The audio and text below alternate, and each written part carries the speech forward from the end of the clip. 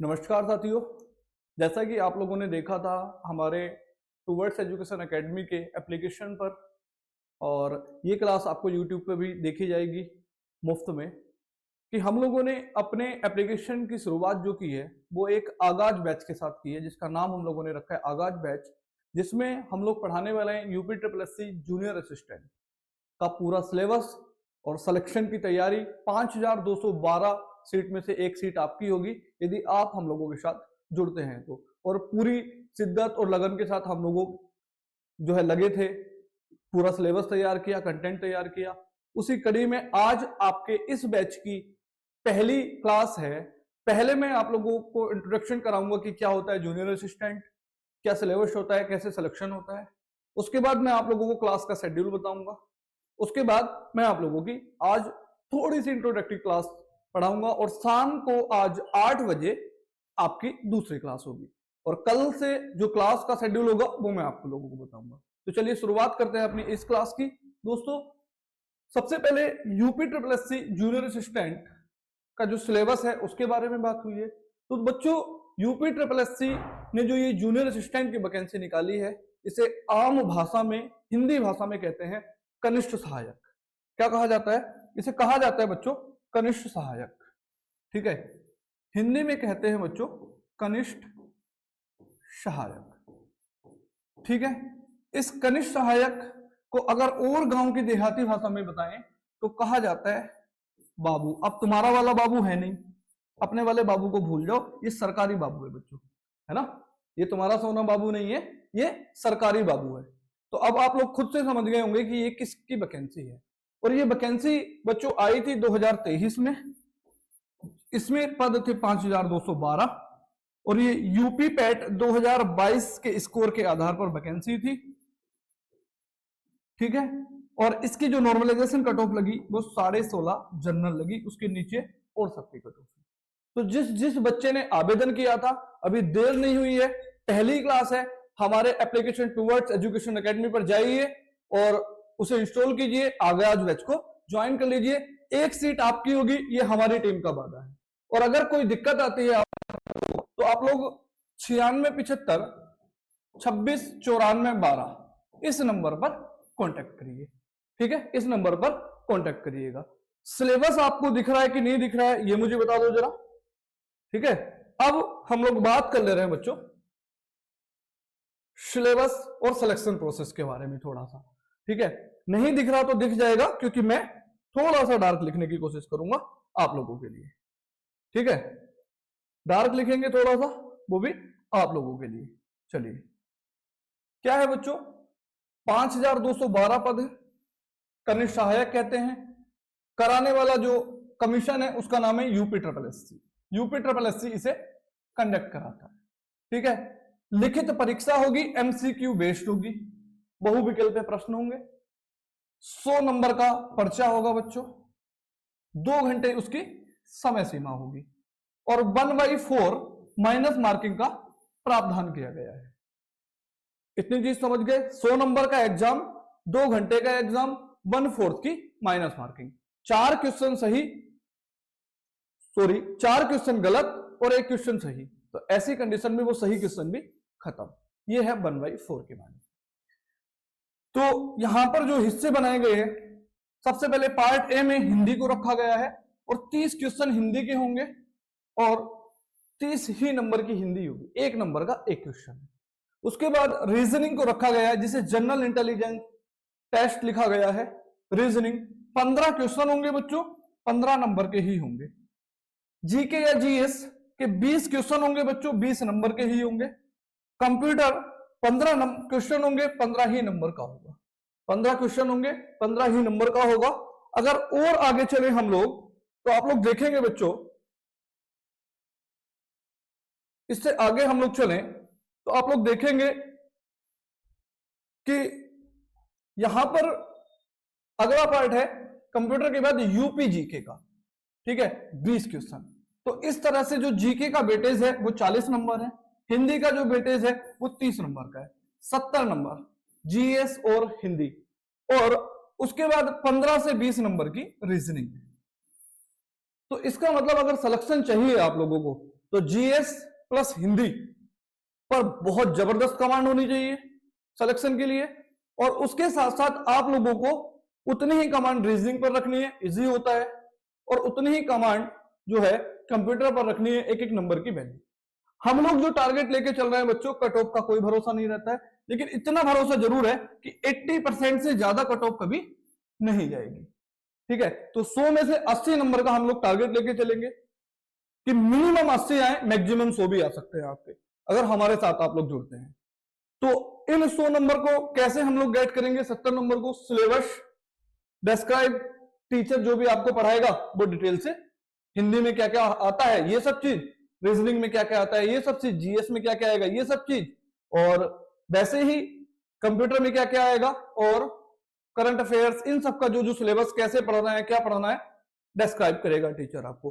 अगर आप लोग डिमांड करेंगे तो हम लोग एक वीडियो अलग से बना देंगे। तो चल रहा है आज की अपनी इस क्लास पर, इंट्रोडक्टरी क्लास में जीएस से स्टार्ट करेंगे बच्चों, और जीएस में स्टार्ट करेंगे ज्योग्राफी से।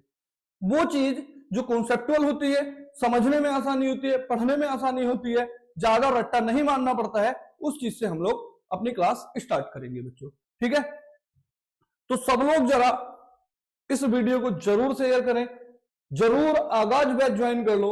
मैं बता रहा हूं आप लोगों को, फिर याद करोगे वक्त जाने के बाद कि सब कुछ चला गया, काश पढ़ लिए होते। तो समय बर्बाद नहीं करना है, बहुत जल्दी से आगाज बैच ज्वाइन करना है आप लोगों को। ठीक है, बहुत जल्दी से आगाज बैच ज्वाइन करना है आप लोगों को। तो चल रहे हैं हम लोग अपने इस क्लास पर, और शुरू कर रहे हैं आज ज्योग्राफी से। ठीक है बच्चों,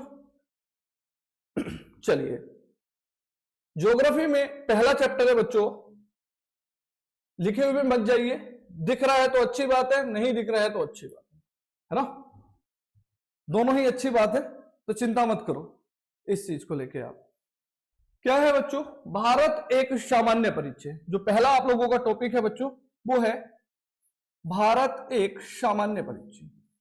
भारत एक सामान्य परिचय, यहां से क्वेश्चंस का जो वेटेज रहा है आज तक एग्जाम में, वो 1 से 2 क्वेश्चंस अधिकतर एग्जाम में देखने को मिल जाते हैं।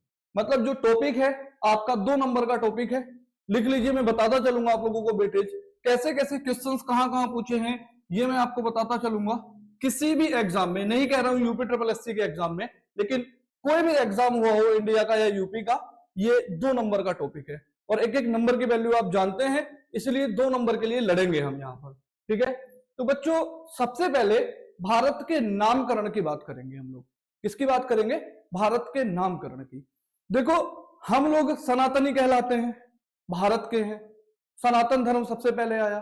तो सनातन में हम लोग जानते हैं कि वर्तमान समय में हमारे यहाँ समाज में ब्राह्मण को सर्वश्रेष्ठ माना जाता था, या माना जाता है वर्तमान में भी। ठीक है, तो ब्राह्मणों ने क्या किया? धर्म ग्रंथ पढ़े, वेद पुराण पढ़े। तो सबसे पहले मैं बात करूंगा भारत की, वेद और पुराणों में, ब्राह्मण ग्रंथों में, धर्म ग्रंथों में भारत का क्या नाम था, क्या नाम मिलता है। तो देखो बच्चों, भारत का जो वेद पुराणों में और धर्म ग्रंथों में जो नाम मिलता है वो बच्चों मिलता है जम्बू द्वीप। क्या मिलता है? जम्बू द्वीप। 1 नंबर का क्वेश्चन आपका कंठस्थ हो गया। आप लोगों ने अगर रामायण पढ़ी होगी तो वहां पर जब लव कुश कांड होता है, लव कुश जब राम कथा सुनाते हैं तो वो कहते हैं वहां पर क्या? जम्बू द्वीपे भारत खंडे, है ना, मतलब भारत जो है जम्बू द्वीप का खंड है, अर्थात उसका नाम क्या है? जम्बू द्वीप है। तो यहां पर भारत का एक उपनाम वेद या पुराणों में या धर्म ग्रंथों में क्या कहा गया है? जम्बू द्वीप कहा गया है। ठीक है, ये लिखा हुआ है, आपको पीडीएफ मिल जाएगी, लिखते चलें साथ में और भी अच्छा है। ठीक है, तो स्टेटमेंट लिख लेंगे पहला, पुराणों में भारत का नाम, पुराणों में या धर्म ग्रंथों में भारत का नाम, भारत का नाम, तो बच्चों वो नाम है जम्बू द्वीप। पहला खत्म हुआ। अब दूसरी चीज बात करेंगे, ईरानियों का नाम सुना होगा आप लोगों ने, ईरानी, है ना। तो ईरानी जो थे बच्चों, सिंधु एक शब्द है, नदी, हमारा जो भारत है और जो पाकिस्तान है ये सब सिंधु नदी का जल ग्रहण करते हैं। तो ईरानी लोग जो है भारत में जब आए तो देखा गया कि वो सै का उच्चारण है करते हैं। आज भी गांव में आप लोग देखते होंगे। तो जब सिंधु में स के स्थान पर है लगाएंगे तो क्या उच्चारण होगा? हिंदू। तो वो हिंदू ना बोल के हिंदू का कह पाए, और हिंदू से बना बच्चों हिंदुस्तान, इसलिए ईरानियों ने जो भारत का नाम दिया वो दिया बच्चों हिंदुस्तान। ईरानियों ने भारत का नाम क्या दिया? हिंदुस्तान। दो चीजें क्लियर हो गई। तो दो नाम पता लगे। ईरानियों ने भारत को क्या कहा? मेरे साथ रिपीट करेंगे, आंसर देंगे कमेंट बॉक्स में। ईरानियों ने भारत को क्या कहा और भारत का पुराणों में क्या नाम है? ठीक है, कमेंट बॉक्स में आंसर करेंगे। उसके बाद यूनानी भारत में आए। तो यूनानी जब भारत में आए तो सीधी सी बात है, यूनानी मतलब अंग्रेज, और अंग्रेज भारत को कहते थे इंडिया। क्या कहते थे? इंडिया कहते थे। तो यूनानियों ने, पूछा जाता है, भारत का क्या नाम दिया? इंडिया नाम दिया। इसके बाद बात कर रहे हैं हम लोग प्राचीन नाम। कहते हैं सिंधु सभ्यता के बाद भारत में आर्य आए, है ना, और जब आर्य आए तो उन्होंने नाम दिया अपने नाम पर आर्यव्रत या भारतवर्ष। ठीक है, तो आर्यवर्त जो पड़ा वो आर्यों के कारण पड़ा, और भारतवर्ष जो पड़ा वो राजा भरत के नाम पर पड़ा। एक बहुत पुराना कबीला है, हिस्ट्री में मैं आपको पढ़ाऊंगा, क्या? भरत कबीला, जिसके राजा हुआ करते थे सुदास, है ना। भरत कबीले और सुदास के बीच युद्ध हुआ था, तो उस भरत कबीले का जो राजा था उसके नाम पर जो है, भरत के नाम पर जो है, भारत का नाम पड़ा भारतवर्ष। रामायण वाला महाभारत मत समझना, रामायण वाले भरत मत समझना, ठीक है। तो ये दूसरे भरत है। तो नाम क्या क्या हो गए इंडिया के? भारत के इंडिया हुआ बच्चों, यूनानियों ने कहा। भारत हुआ, भरत के नाम पर पड़ा। आर्यवर्त हुआ, आर्यों के आधार पर पड़ा। ठीक है, हिंदुस्तान पड़ा, ईरानियों ने कहा। जम्बूद्वीप पुराणों में कहा जाता था, जम्बूद्वीप भारत खंडे, इस तरह से। तो ये नामकरण है भारत का। याद हो गया होगा, अपने देश का नाम तो याद ही रख सकते हो। तो यही है, किसने क्या क्या कहा ये पूछा जाता है आप लोगों से।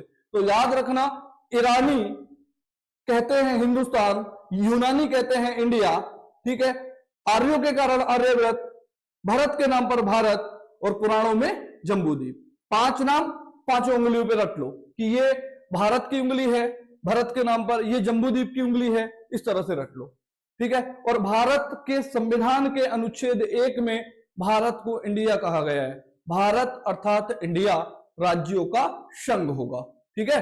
तो संविधान में भी उसे इंडिया लिख दिया गया। तो इतनी क्लास में हम भारत के नाम का परिचय जान पाए। अगली क्लास में जो डिटेल क्लास होगी, हम लोग जानेंगे बच्चों क्या, भारत किस लोकेशन पर स्थित है ग्लोब में, कौन सी रेखा भारत के कहां से गुजरती है, कितने राज्यों से कौन सी रेखा होकर गुजरती है, भारत का टाइम जोन क्या है, भारत में कितने राज्य हैं, किस राज्य की उत्पत्ति कैसे हो गई, कब बन गया कोई राज्य, कौन सा राज्य किस लोकेशन पर है, किस राज्य का समय जोन कैसे चलता है, ये सब हम लोग नेक्स्ट वीडियो में जानेंगे। ये इंट्रोडक्टरी क्लास थी, केवल इतना पढ़ाना था मुझे आपको। आप लोग अपडेट रहिए, आगाज बैच ज्वाइन कर लो। मैं अभी फिर कह रहा हूं, क्लास का शेड्यूल बता दे रहा हूं आज मैं आपको। आगाज बैच की क्या है बच्चों, क्लास का शेड्यूल देखेंगे आप लोग जरा। क्लास का शेड्यूल ये है कि आपको हमें रीजनिंग पढ़ानी है, जीएस पढ़ानी है, हिंदी पढ़ानी है, ठीक है। इस जीएस में ही सब कुछ है, ठीक है। रीजनिंग की अगर मैं बात करूं आप लोगों से और हिंदी की बात करूं तो 3 दिन 3 डे रीजनिंग की क्लास और 3 डे हिंदी की क्लास होगी। इतने में ही हम आप लोगों का सिलेबस कवर कर देंगे। जीएस की बात करूं तो वीक में 5 डे, 6 डे लिख दे रहा हूं क्योंकि सिलेबस बड़ा है। 6 दिन आप लोगों की जीएस की क्लास होगी, और जो छठा दिन होगा वो करंट अफेयर्स का होगा। जो छठा दिन होगा वो करंट अफेयर्स का होगा, और 5 दिन बच्चों आप लोगों का सब्जेक्ट चलेगा। टाइमिंग सुन लीजिए बैच की, पर डे की टाइमिंग है 7 से 8 शाम को और 8 से 9, 2 घंटे क्लास होंगी। इतने में ही हम आप लोगों का सिलेबस करा लेंगे। हमारी जिम्मेदारी विश्वास बनाए रखिए, पढ़िए। शाम को 7 से 8, 8 से 9। क्रम मैं अभी नहीं बता पाऊंगा आप लोगों को ऑफिशियल व्यस्तता की वजह से कि 7 से 8 कौन सी होगी, 8 से 9 कौन सी होगी। उस दिन में ये भी पता लग जाएगा। 3 दिन में, शुरू के 3 दिन सोमवार मंगल बुध आप लोगों की क्लास होगी हिंदी की, बृहस्पति शुक्र शनिवार रीजनिंग की क्लास होगी। ये मैं आप लोगों को बता दूं, शुरू के 3 दिन आप पढ़ेंगे हिंदी, उसके बाद रीजनिंग। जीएस की 6 के 6 दिन होगी। तो तैयार रहिए, शाम को 8 बजे आज क्लास होगी ऐप पर, यूट्यूब पर लाइव। सब लोग जुड़िएगा हिंदी की क्लास में, सर को सपोर्ट करिए और सीखिएगा, नई चीजें सीखने को मिलेंगी। बहुत बेटर कंटेंट इकट्ठा किया गया आप लोगों के लिए। इस YouTube या इस ऐप की दुनिया के इतिहास में किसी ने ऐसी हिंदी आप लोगों को पढ़ाई नहीं होगी, किसी ने ऐसा सिलेबस आप लोगों को पढ़ाया नहीं होगा जैसा हम इस बार आपको पढ़ाने चल रहे हैं, केवल जो है इस बैच के प्राइस पर, वो भी लो प्राइस पर। तो जुड़िए, जल्दी से जुड़िए, पढ़िए, तैयारी करिए, अपने और अपने दोस्तों को शेयर करिए, बताइए उन्हें, एक बार विश्वास करिए, दुनिया को भूल जाओगे सिलेक्शन लेने के बाद, ठीक है। और हमें याद रखोगे, ये याद रखना। तो जल्दी से जुड़िए, विदा लेता हूं आप लोगों से, मिलते हैं अगली क्लास में कल शाम, तब तक के लिए नमस्कार।